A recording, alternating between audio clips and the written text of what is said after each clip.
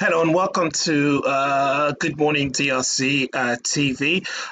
Today, I want to bring to you a segment of the President of the Democratic Republic of Congo, Felix Tshisekedi, who is giving an address. In his speech, he's basically wanting to deal with what I consider to be one of the major problem in the public service in the DRC. That is the wages or salary or remuneration of those civil servants. If I've ever seen, I don't know, this is the worst kind of inequality I have ever come across in this country of ours, the Democratic Republic of Congo, in which you see that the people at the upper echelon, those who are working, the civil servant, those who are ministers, and those who work in different offices, they are paid astronomical amounts in terms of wages versus those who are working in different industries. And this is something that I have and will continue to stand against for many years to come. The inequality is just unbearable. Let me give you an example. A teacher who teaches in a school, those who are working obviously in public sector, they will get paid $150 a month, no more than that. The doctors are paid somewhere in the region of $500 to between $500 and $800. But those who work in parliament, they are getting paid $21,000 a month, including all the benefits that they get and all the bonuses and everything else you can think of. Look at the gap, 21,000 versus like 150,000 or 800 $800 for the doctors. This is unbelievable, but it's happening. Those who are working, even the civil servant, there are some in the civil service who are getting literally $120. And the military now, apparently, they have increased their salary. Soldiers get between $300 and $350 a month. Now, I've always spoken about this. I've always put out the voice and done videos about this before just to address this situation because it's not right.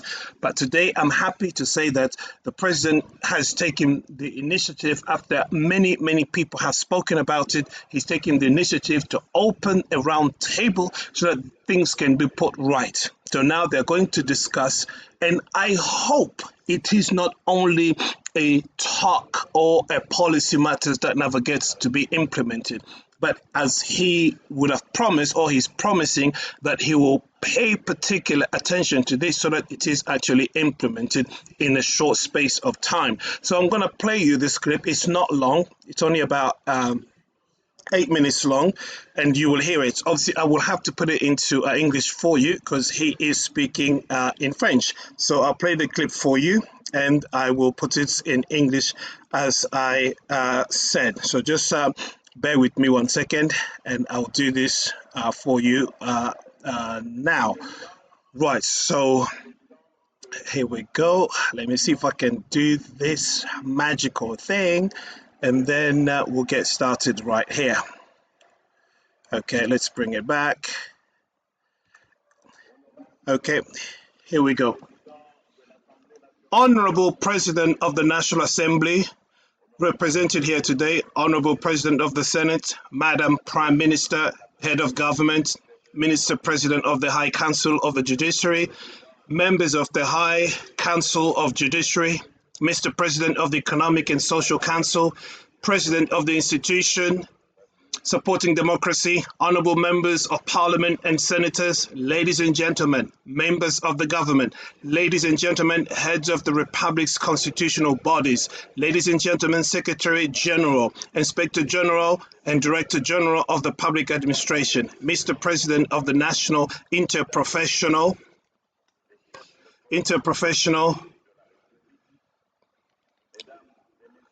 Ladies and gentlemen,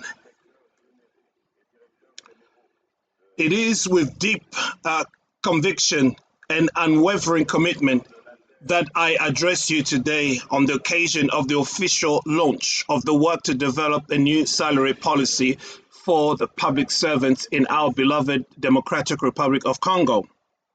We are at a decisive stage in our history. As our country faces unacceptable aggression that threatens the security and dignity of our citizens. Another battle, no less essential, is being waged here. That is of our social justice, the recognition of our civil servants, and the modernization of our public administration. Although different in form, these struggles share the same goal: to build a strong, united, and prosperous Congo where every citizen lives in peace, dignity, and equity. Ladies and gentlemen, for too long, inequalities have marked our civil service. Some ministries or departments, particularly those of an economic or financial nature, have significant resources at their disposal, allowing for generous bonuses and benefits, while others, which are essential to national development, remain relegated to the background with derisory resources. This imbalance fuels a sense of injustice, demotivates our staff, and seriously undermines the quality of public services. In view of this worrying situation, I have instructed the government, through the Deputy Prime Minister and Minister of the Civil Service, in close collaboration with the Minister of the State of the Budget, the Minister of Finance, my office, and under the coordination of the Prime Minister, to design a fair, modern, sustainable salary policy. This new policy must guarantee fair remuneration based on the efforts made, the qualification held, and the responsibilities assumed, without favoritism between the institutions. It must be based on a single salary scale that is clear and accessible to all, taking into account seniority and seniority applied uniformly. It must attract and retain skills through motivating and competitive incentives. It must be within the financial means of the state through rigorous and responsible resource management. It must standardize bonuses in a transparent and equitable manner,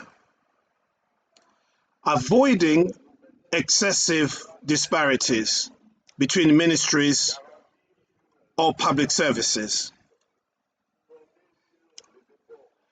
It must incorporate a balanced redistribution mechanism that responds to the specific needs of each sector, while maintaining overall harmony.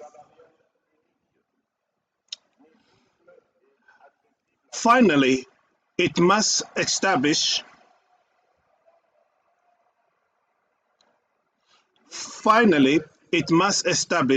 a system of regular evaluation and adjustment in line with changing economic and social realities.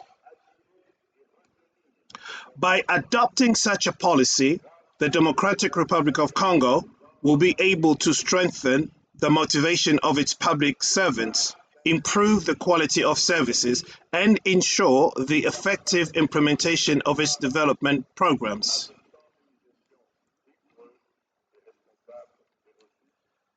Regular evaluation and adjustment in line with changing economic and social realities. By adopting such a policy, the Democratic Republic of Congo will be able to strengthen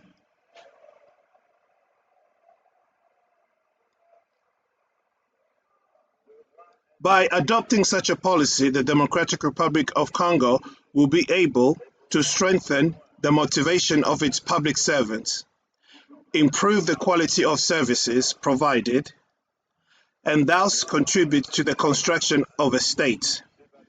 Ladies and gentlemen, I am aware of the resistance that this reform may encounter.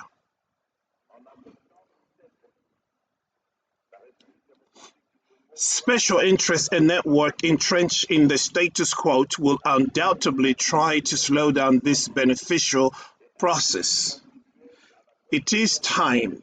It is time that the law of the powerful no longer takes precedence over justice for the most modest. I will personally ensure the implementation of this reform. Our administration cannot remain a victim of inequalities inherited from the past. Our public servants in all categories and sectors expect us to provide a fair,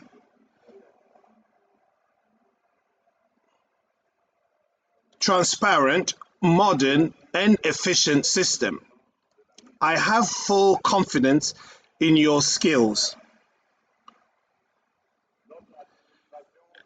Your commitment and sense of duty to lay the solid foundation of this reform. I invite you to demonstrate innovation, pragmatism, and determination.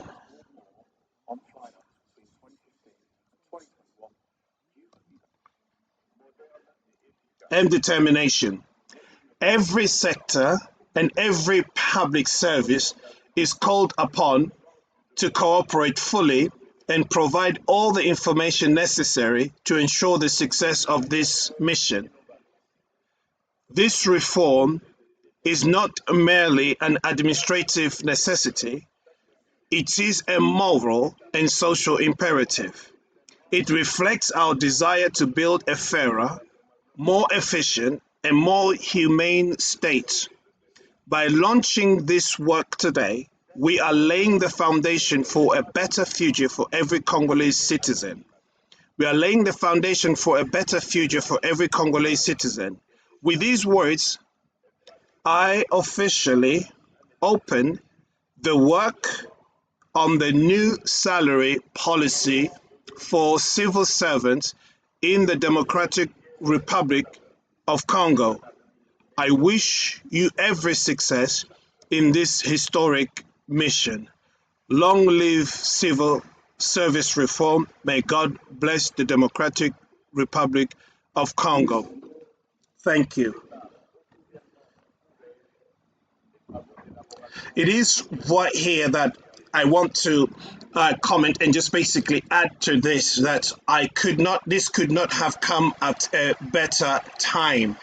Really, the people, the Congolese, those who are working, they need this kind of reform in order to make things better in the DRC. Enough is enough, where you have those that are earning millions and those that are basically earning nothing, peanuts. End to that.